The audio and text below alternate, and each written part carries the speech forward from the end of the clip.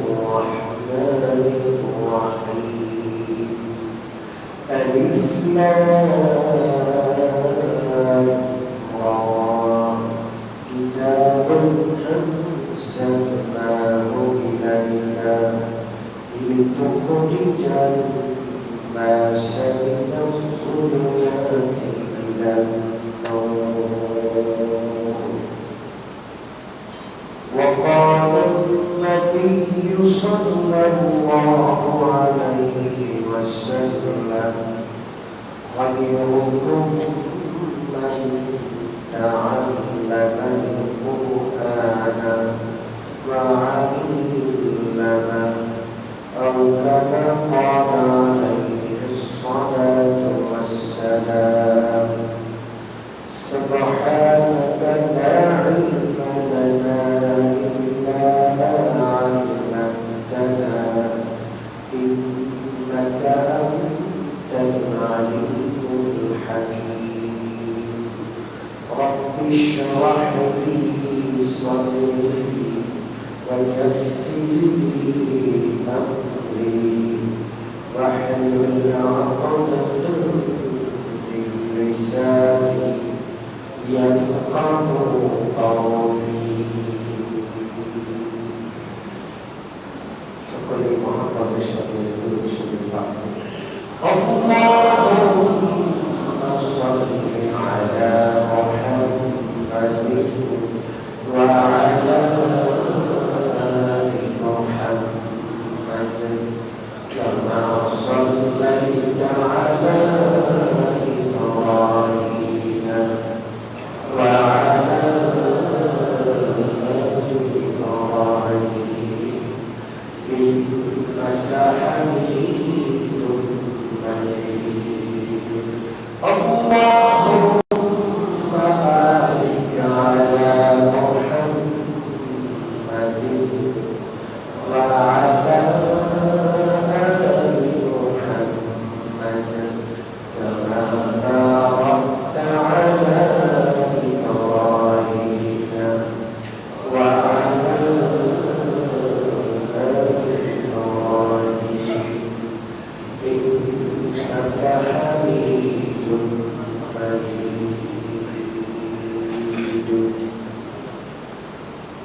সম্মানিত মুসলিয়ান কিরাম পবিত্র রবিউল আউয়াল মাস চলছে আজকে রবিউল আউয়াল মাসের 9 তারিখের রাত শুরু হয়ে গেছে আগামী বুধবার 12 রবিউল আউয়াল আমাদের মধ্যে একটি বিষয় প্রসিদ্ধ যে 12 রবিউল আউয়াল প্রিয় নবী মুহাম্মদুর রাসূলুল্লাহ সাল্লাল্লাহু আলাইহি ওয়াসাল্লাম জন্মগ্রহণ করেছেন এটা আমাদের মধ্যে প্রসিদ্ধ কিন্তু সবচেয়ে মজবুত বর্ণনা হলো 12 রবিউল আউয়াল নয় বরং 8 রবিউল আউয়াল আল্লাহ রাসূল জন্মগ্রহণ করেছেন 8 রবিউল আউয়ালের বর্ণনাটা 12 রবিউল আউয়ালের বর্ণনার চাইতে মজবুত কিন্তু প্রসিদ্ধি লাভ করেছে 12 রবিউল আউয়ালের বর্ণনা আল্লাহ রাসূল সাল্লাল্লাহু আলাইহি ওয়াসাল্লামের জন্ম তারিখ এর সম্পর্কে কোন তারিখে জন্মগ্রহণ করেছেন এই বিষয়টা নিয়ে ইতিহাসবিদদের মধ্যে কিছুটা বিরোধ আছে মতবিরোধ আছে কোন কোন বর্ণনায় 8 রবিউল আউয়াল যেটা একটু আগে বললাম কোন কোন বর্ণনায় 9 রবিউল আউয়াল কোন কোন বর্ণনায় 11 রবিউল আউয়াল আর 12 রবিউল আউয়ালের বর্ণনা প্রসিদ্ধ এমনকি আল্লাহ হাবিব সাল্লাল্লাহু আলাইহি ওয়াসাল্লামের জন্মের মাস নিয়েও কোন মাসে তিনি জন্মগ্রহণ করেছেন সেই বিষয়টা নিয়েও ইতিহাসে তীব্রতা পাওয়া যায় যেমন রবিউল আউয়ালে জন্মগ্রহণ করেছেন এটা যেমন আছে রবিউল সানি অর্থাৎ পরের মাসের কথাও আছে মাসের কথা আছে, শাবান মাসের কথা আছে, রমজান মাসে রাসূলুল্লাহ জন্মগ্রহণ করেছেন, এই বিষয়টা বর্ণনা পাওয়া যায়। তাহলে রাসূলুল্লাহ সাল্লাল্লাহু আলাইহি ওয়াসাল্লামের জন্মের তারিখ এবং জন্মের মাস নিয়ে ইতিহাসবিদগণের মধ্যে মতবিরোধ পাওয়া যায়। সুনির্দিষ্টভাবে 12 রবিউল আউয়ালেই রাসূলুল্লাহ জন্মগ্রহণ করেছেন এটা বলা মুশকিল। তবে 12 রবিউল আউয়াল রাসূলুল্লাহ ইন্তেকাল হয়েছে, মৃত্যু হয়েছে, এই ব্যাপারে কারো কোনো দ্বিমত নেই, এটা সুনিশ্চিত।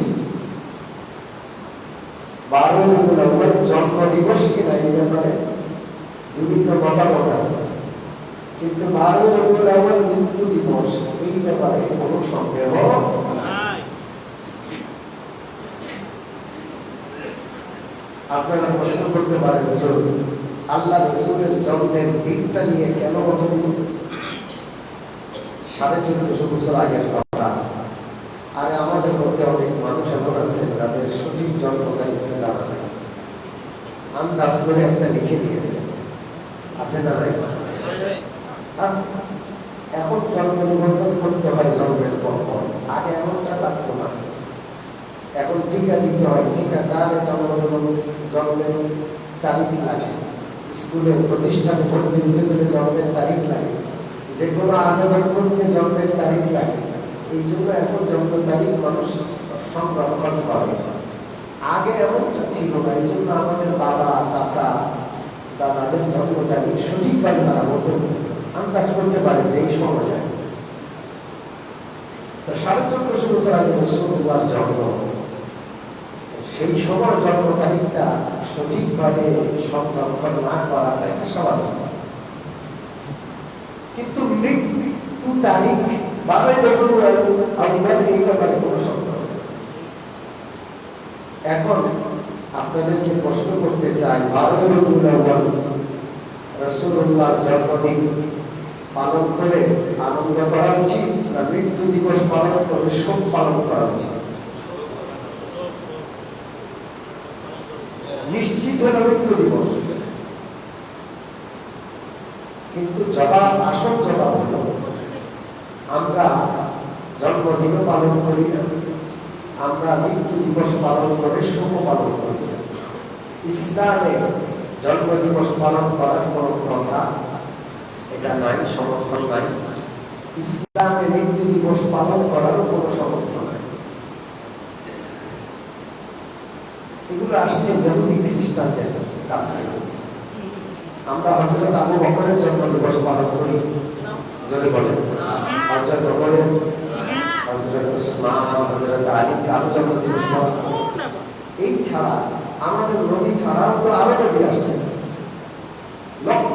লক্ষাধিক নবী এসেছেন, কোন নবীর জন্মদিবস মুসলমানরা কি পালন করে? জোরে বলেন। তাহলে প্রিয় নবী সাল্লাল্লাহু আলাইহি ওয়াসাল্লামের জন্মদিবস পালন করব না, এর প্রধান দলিল হলো রাসূলুল্লাহ 63 বছর হায়াত পেয়েছেন। রাসূলুল্লাহ 63 বছর হায়াত পেয়েছেন, এর মধ্যে 10 বছর রাসূলুল্লাহ রাজত্ব করেছেন, মদিনার বাদশা ছিলেন। এই 63 বছর হায়াতে নবীজি জীবনে কোনোদিন নিজের জন্মদিন পালন করেন? করেছেন? জোরে বলেন। আচ্ছা, নবী সাল্লাল্লাহু আলাইহি ওয়াসাল্লামের ইন্তেকালের পরে 30 বছর 4 খলিফা খেলাফত চালিয়েছেন। এই 4 খলিফার খেলাফত কালে 30 বছরে কোনোদিন রাসূলুল্লাহর জন্মদিবস পালন করা হয়। রাসূলুল্লাহর ইন্তেকালের পর 100 বছর পর্যন্ত সাহাবারা জীবিত ছিলেন, কোনো সাহাবী রাসূলুল্লাহর জন্মদিবস পালন করেন। রাসূলুল্লাহর ইন্তেকালের পর থেকে কোনো যুগেই জন্মদিবস পালন করা হতো না। এখন যারা করে, আমাদের অবশ কিছু ভাই আছে, ওনাদের শরীয়তের কোনো দলিল নাই, ওনারা খ্রিস্টান আর হিন্দুদের থেকে দলিল নেন। তারা বলেন খ্রিস্টানরা তাদের নবী হযরত ঈসার জন্মদিন পালন করে বড়দিন, এবং হিন্দুরা তাদের দেবতা জন্মদিন পালন করে জন্মাষ্টমী। জন্মাষ্টমী তারা পালন করে, এরা করে বড়দিন। আমাদের নবীকে আমরা কম ভালোবাসি, তাহলে আমরাও জন্মদিন পালন করি। এই যুক্তিতে রাসূলুল্লাহর জন্মদিন পালন করা যাবে? জোরে বলেন, যাবে না।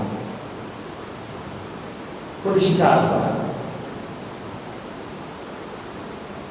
সম্মানিত উপস্থিতি, শুধু জন্মদিন পালন করে তা না, এটার নাম দিয়েছে ঈদ।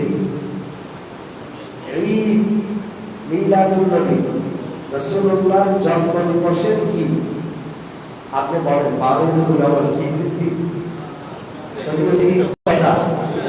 কয়টা ঈদ? ঈদুল ফিতর, ঈদুল আযহা। দুই ঈদে আল্লাহর বিধান আছে। 30টা রোজা রাখার পর ঈদুল ফিতর, ঈদের নামাজ আছে।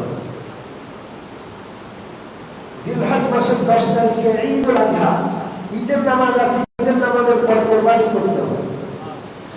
এখন বলেন 12 রবিউল আউয়ালে যদি ঈদের দিন হয়, সেই ঈদের কি বিধান? ঈদের নামাজ আছে?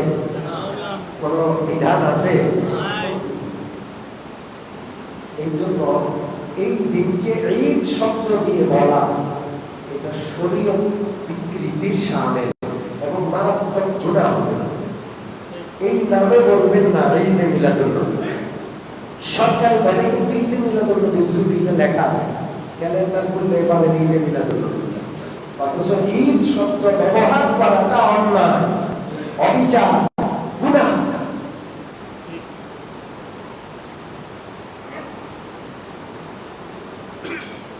তবে হ্যাঁ, এতটুকু বর্ণনা পাওয়া যায়, রাসূলুল্লাহ তার জন্মের দিনের কথা স্মরণ করতেন। বর্ণনাটা বুখারীতে আছে, মুসলিমে আছে। প্রিয় নবী প্রত্যেক সোমবারে রোজা রাখতেন। সাহাবারা জিজ্ঞেস করলেন, ইয়া রাসূলুল্লাহ, আপনি সোমবারে কেন রোজা রাখেন? নবীজি বললেন, যাকা ইয়াউমুন উলিদতু ফীহি ওয়া ইয়াউমুন বুইসতু ফীহি ওয়া ইয়াউমুন উনজিলা আলাইয়া। তিনটা কারণে সোমবারে রোজা রাখি। 1 নম্বর, এই দিনে আমি জন্ম নিয়েছি, জন্মগ্রহণ করেছি। 2 নম্বর, এই দিনে আমাকে নবুয়ত দান করা হয়েছে। 3 নম্বর, এই দিন সোমবার দিন প্রথম ওহী আল্লাহ আমাকে দান করেছে। তাই রাসূলুল্লাহ প্রত্যেক সপ্তাহে সোমবারে জন্মের দিনের অনুষ্ঠান হিসেবে তিনি একা একা রোজা পালন করতেন। এখন রাসূলুল্লাহ জন্ম দিবস পালন করতেন রাসূলুল্লাহ রোজা রেখে প্রতি সোমবারে। আর আমাদের কিছু অবুঝ ভাই, তারা রোজ রাসূলুল্লাহর জন্ম দিবস পালন করে ঈদের মাধ্যমে। ঈদ আর রোজা দুইটা কিন্তু পুরো ভিন্ন। রোজা মানে না খাওয়া, ঈদ মানে খাওয়া। এই জন্য ঈদে মিলাদুন নবীর নামটাই একেবারে ভুল নাম, এই নামটাই বলবেন না। সম্মানিত মুসলিয়ানে কেরাম, শোক পালন করা যাবে কিনা? না। রাসূলুল্লাহ সাল্লাল্লাহু আলাইহি ওয়াসাল্লাম বলেছেন, কোন ব্যক্তি মারা গেলে সর্বোচ্চ 3 দিন শোক পালন করা যাবে। কয়দিন? এর বেশি পালন করা যাবে। হ্যাঁ, স্বামী মারা গেলে স্ত্রী 4 মাস 10 দিন শোক পালন করে। 3 দিনের বেশি শোক পালন করা হারাম। রাসূলুল্লাহর ইন্তেকাল হয়েছে 1450 বছর আগে, এখন পর্যন্ত শোক দিবস পালন কেউ করে না, করা দরকার। সম্মানিত উপস্থিতি, রাসূলুল্লাহ জন্ম এটা অবশ্যই অনেক বিশাল ঘটনা, অনেক বড় বিষয়। তিনি আখিরি নবী, সর্বশেষ নবী, নবী কুলের সর্দার, সাইয়্যিদুল মুরসালিন, ইমামুল আম্বিয়া, সমস্ত নবীদের ইমাম তিনি। তার আগমন এটা বিশাল ব্যাপার, কোন সন্দেহ নেই। কত বিশাল ব্যাপার। তার আগমনের সাথে সাথে আল্লাহ তাআলা পুরা পৃথিবীকে তার জন্য আল্লাহ প্রস্তুত করে রাখছেন। তার আগমনের 50 কিংবা 55 দিন আগে আল্লাহ তাআলা আযাব দিয়ে, আবাবিল পাখির মাধ্যমে আযাব পাঠিয়ে হস্তি বাহিনী, আব্রাহার বাহিনীকে আল্লাহ ধ্বংস করেছেন। মক্কায় তারা আক্রমণ করতে এসেছে, মক্কার কাবা ঘর গুড়িয়ে দিবে, আর পৃথিবীতে যেন কাবার চিহ্ন দেখা না যায়, কেউ যেন স্মরণ না করে। কাবা ঘরে এমন ভাবে আক্রমণ করতে আসছে, পরাশক্তি, পৃথিবীর পরাশক্তি আব্রাহাম সানা থেকে শত শত মাইল অতিক্রম করে হস্তি বাহিনী নিয়ে মক্কায় এসেছে। মক্কার দুর্গরা এসে গেছে, কত বাহিনী মোকাবেলা করছে, কেউ পারে না, সবাই পরাজিত হয়েছে। মক্কায় যখন এসে পৌঁছে গেছে, তখন মক্কার নেতা ছিলেন আল্লাহ রাসূলের দাদা আব্দুল মুত্তালিব। তিনি মক্কার সকলকে একসাথে জড়ো করে বক্তব্য দিলেন যে দেখো, এদের সাথে মোকাবিলা করে আমরা পারবো না, মক্কা খালি করে দাও, চলো পাহাড়ে চলে যাই, আমরা পাহাড়ে চলে যাই, এটা যা ঘর তিনি হেফাজত করবেন, আমরা তো পারবো। এই পর্যায়ে আমরা কিছু করতে পারবো না। তারা মক্কা খালি করে দিয়ে চলে গেলেন, পাহাড়ে দূরবর্তী পাহাড়ে তারা চলে গেলেন। বিশাল বাহিনী নিয়ে রওনা করেছে, হাতি বসে গেছে, আর আগায় না, খুব মারপিট করা হলো, হাতি আগায় না। এই হাতিকে মারপিট করা হচ্ছে মিনার ওই এলাকাটায় একটা এলাকা আছে ওয়াদিয়ে মুহাসসার, সেই এলাকায় হাতিকে মারপিট করা হচ্ছে। হাজার হাজার সৈন্য কাতার বন্দী হয়ে তৈরি যাবে মক্কায়, এখনই মক্কা শেষ করবে। এমন সময় হঠাৎ করে দেখাচ্ছন্ন হয়ে উঠল, উপরের দিকে তাকায় দেখে কোনো মেঘ না, কিছু পাখি এসে মেঘের মধ্যে ছায়া দান করছে। তারা তো খুশি, প্রচন্ড গরমে একটু শীতল ছায়া, কিন্তু এই ছায়ার মধ্যে তাদের জন্য আল্লাহর আযাব রয়েছে। তাইরান আবাবিল তারমিহিম বিহিজারাতিন মিন সিজিল ফাজআলাহুম কাআসফিন মাকুল। এই পাখিগুলো প্রত্যেকটা কাছে তিনটা পারমাণবিক অস্ত্র ছিল। কয়টা? একটা ঠোঁটে, আর দুই পাঞ্জায়। পাখির ঠোঁটটাই কত বড়, পাখির পাঞ্জাটাই বা কত বড় পারমাণবিক ধরতে পারে। একটা ছোট ছোট পাথর, এই এক একটা পাখি 3টা করে এই অস্ত্র, আল্লাহর অস্ত্র উপর থেকে ছেড়ে দিল। আর এই অস্ত্র, এই ছোট ছোট পাথর কণা যার গায়ে পড়লো, মাথা দিয়ে পড়েছে, সারা শরীর ছিদ্র হয়ে পিছনের রাস্তা দিয়ে বের হয়ে গেছে। চিৎকার করা শুরু করলো, গায়ের বস্তুগুলো হাড্ডি থেকে খুশে খুশে পড়ে যাচ্ছে।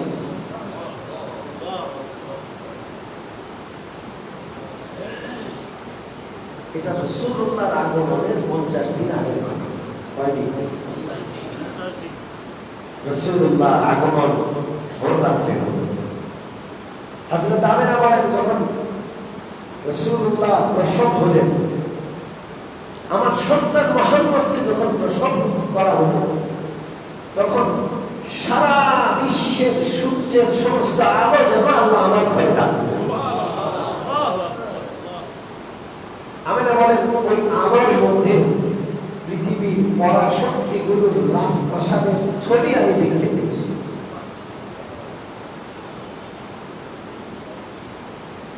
পৃথিবীর 3টা পরাশক্তি ছিল তখন।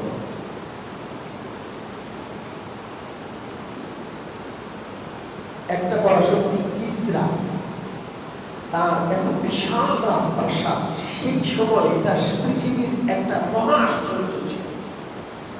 এই রাজপ্রাসাদের, যে রাত্রে রাসূলুল্লাহর জন্ম হলো, এই রাজপ্রাসাদের বিশাল বিশাল 14টা বিশাল বিশাল পিলার ধসে গেছে, ভেঙে গেছে নিজে নিজে।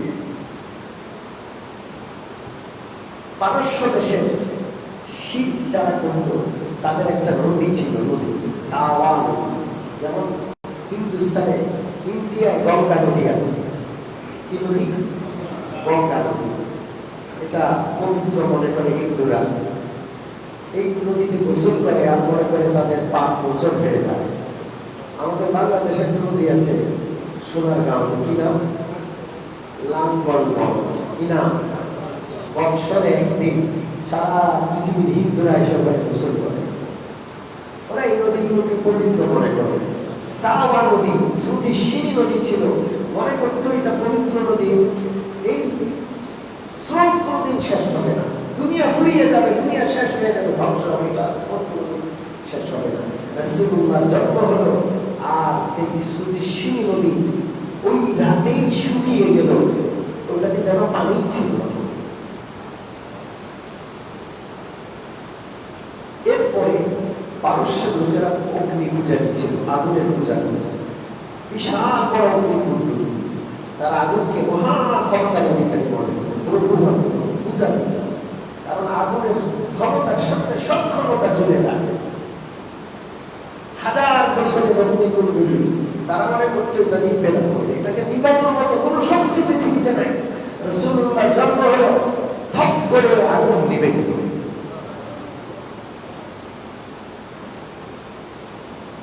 রোম সম্রাট স্বপ্ন দেখে গভীর রাতে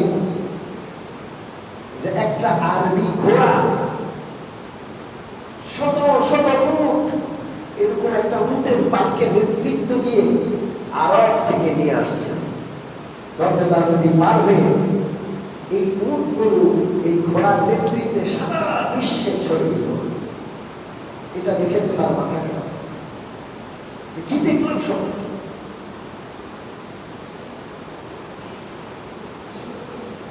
বড় বড় স্বপ্ন বেত্তাদেরকে ডাকলো যে এটার ব্যাখ্যা কি? তখন তারা বলল যে আখিরি নবীর আগমন ঘটে গেছে, আখিরি নবীর আগমন হয়ে গেছে। যে আরবকে শাসন করার জন্য কেউ রাজি না, আরবের লোক মানুষ না, পশুর জন্য খ্রিস্ট চাইনি, সেই আরবের লোকেরা বিশ্বের সবচেয়ে ভালো মানুষ হবে এবং সারা বিশ্বকে নেতৃত্ব দিবে।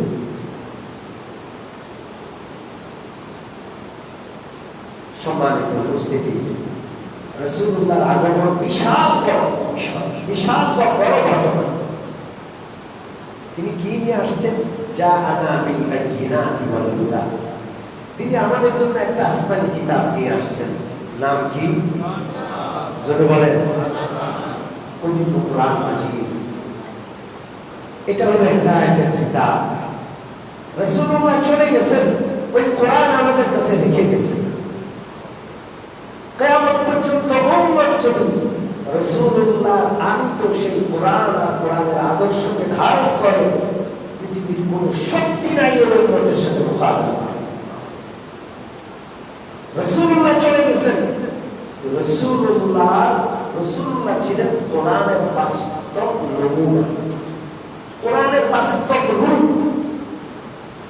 কোরআনটা হয়ে গেছে, এখন আমাদের কাজ হলো কোরআন শিক্ষা, কোরআন শুদ্ধ করে পড়া, কোরআন আমল করা, কোরআনের রাজ কায়েম করা। কোরআন একটা আল্লাহ প্রদত্ত একটা আসমানি কিতাব, কিয়ামত পর্যন্ত মানুষের জন্য।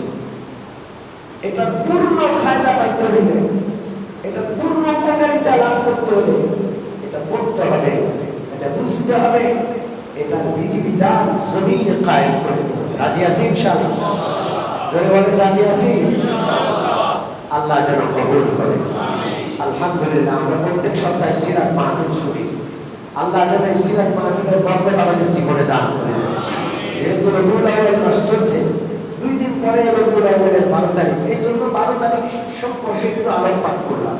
বাকি আমার আসল কথা হলো, রাসূলুল্লাহ চলে গেছেন, আমাদের কাছে 2টা জিনিস রেখে গেছেন, কিতাবুল্লাহ ওয়া সুন্নাতু রাসূলিল্লাহ। 1 নম্বর হলো আল্লাহর কিতাব, 1 নম্বর কার কিতাব? আর 2 নম্বর হলো রাসূলুল্লাহর আদর্শ। এই 2টা নিয়ে চলবো ইনশাআল্লাহ। সম্মানিত উপস্থিতি, রবিউল আউয়াল মাস, আমরা কোরআন থেকে দূরে সরে গেছি। পৃথিবীতে মুসলমানের সংখ্যার অভাব নাই, মুসলমানের সম্পদের অভাব নাই, মুসলমানদের দেশের অভাব নাই, তারপরও মুসলমান মার খায়। কারণ রাসূলুল্লাহ রেখে যাওয়া কোরআন আমরা ছেড়ে দিচ্ছি, পড়িও না, বুঝানোর চেষ্টা করি না, আর বাস্তবায়ন তো অনেক দূরে। বাস্তবায়নের কথা বললে বলে হুজুর জঙ্গি হয়ে গেছে। এমন মুসলমান আছে না নাকি? হ্যাঁ, কোরআন রাষ্ট্র কায়েমের কথা বললে হুজুর রাজনীতি করে, হুজুর জঙ্গি। আল্লাহ আল্লাহ যেন হেদায়েত করে। আমি আজকে কোরআন শরীফের প্রথম অংশ নিয়ে আলোচনা করব, সেটা হলো কোরআন সহিহ শুদ্ধভাবে পাঠ করা। এটা মুসলমানের 1 নম্বর ফরজ। 1 নম্বর ফরজ। যে মুসলমান কোরআন সহিহ শুদ্ধভাবে পাঠ করতে পারে না, সেই কোরআনের 1 নম্বর হক নষ্ট করছে। আপনি আমি যেন কোরআনের হক নষ্টকারী না হই। রাসূলুল্লাহ রেখে যাওয়া আমানত আসমানি কিতাব সহিহ শুদ্ধভাবে পড়বো ইনশাআল্লাহ। এই উম্মত সর্বশ্রেষ্ঠ হবে কোরআন পড়লে। খায়রুকুম, তোমাদের মধ্যে শ্রেষ্ঠ হলো মান তাআল্লামাল কোরআন, যারা কোরআন শিখে, ওয়া আল্লামা, এবং শেখায়। আমরা আমাদের শ্রেষ্ঠত্বের মর্যাদা হারিয়ে ফেলছি, খুইয়ে ফেলছি, কারণ কোরআন পড়িও না পড়ে। সামান্য কিছু মানুষ পড়ে আর পড়ে। সাধারণ ব্যাপকভাবে যে প্রতিজন মুসলমান কোরআন ওয়ালা হবে, সেটা মেহনত ছেড়ে দিচ্ছে। আজকে সিরাতুল নবীর এই মাহফিলে আমি আপনাদেরকে তশকিল করব। আমাদের মসজিদের দোতলায় গাউসুল আজম জামে মসজিদ কোরআন শিক্ষা একাডেমির নামে কোরআন শিক্ষা চলছে, কিন্তু ছাত্র খুব কম। বিশেষ করে বয়স্ক ছাত্রদেরকে আমরা ধরে রাখতে পারি না। আমাদের আপনি বুড়ো হয়ে গেছেন, আপনি মুখরাজি আল্লাহ তাআলা 40 বছর পরে কোরআন নাজিল হয়েছে। রাসূলুল্লাহর ছাত্ররা বেশি করে জওয়ান ছিলেন না বুড়া ছিলেন? ছোট ছিল না বড় ছিল? বড় ছিল। এই জন্য লজ্জার কিছু নেই। আমি আজকে তশকিল করবো ইনশাআল্লাহ। আমরা যারা কোরআন শরীফ কিছুটা পারি বা পারি না, সবাই আমরা কোরআন শেখার নিয়ত করি। রাজি আছি ইনশাআল্লাহ? আমরা একটু নাম লিখতে চাই, আমরা নতুন বেস চালু করতে চাই রবিউল আউয়াল মাসে। আমরা কোরআন শিখতে ওয়ালা চাই। চাই যে মসজিদের কোনো মুসল্লি এমন যেন না থাকে যে কোরআন জানে না। রাজি আছি ইনশাআল্লাহ? আমরা একটা বেস তৈরি করতে চাই। একটু হাত তোলেন তো, কারা কারা রাজি আছি রবিউল আউয়াল মাসে কোরআনের বেসে ভর্তি হইতে? কারা কারা রাজি আছি? হাত তুলি। নারায়ে তাকবীর, নারায়ে তাকবীর। আল্লাহ কোরআন ওয়ালা হিসেবে আমাদের কবুল করেন। কোরআন ওয়ালা হিসেবে আল্লাহ আমাদেরকে কোরআন ওয়ালা ওলামাদের সঙ্গে হওয়ার তৌফিক দেন। হাসরের ময়দানে কোরআন ওয়ালাদের কাতারে শামিল হওয়ার তৌফিক দেন। আমরা এখন দোয়া করব, কিন্তু অনুরোধ হইল দোয়ার পরে আমরা যে ভাইরা হাত তুলেছি একটু এক পাশে, মসজিদের এই পাশে একটু বসলে আমাদের নাম আর ফোন নম্বরটা একটু লিখে ফেলবে। আমরা কবে থেকে শুরু করতে পারি, কিভাবে অংশগ্রহণ করতে পারি, এই ব্যাপারে আমাদের কোরআনের আমাদের এখানকার যিনি প্রশিক্ষক আছেন হযরত মাওলানা হামিদুল্লাহ সাহেব হুজুর আপনাদেরকে নিয়ে একটু বসবেন ইনশাআল্লাহ। আল্লাহ আমাদেরকে কোরআনের ধারক বাহক হিসাবে কবুল করেন। আমিন।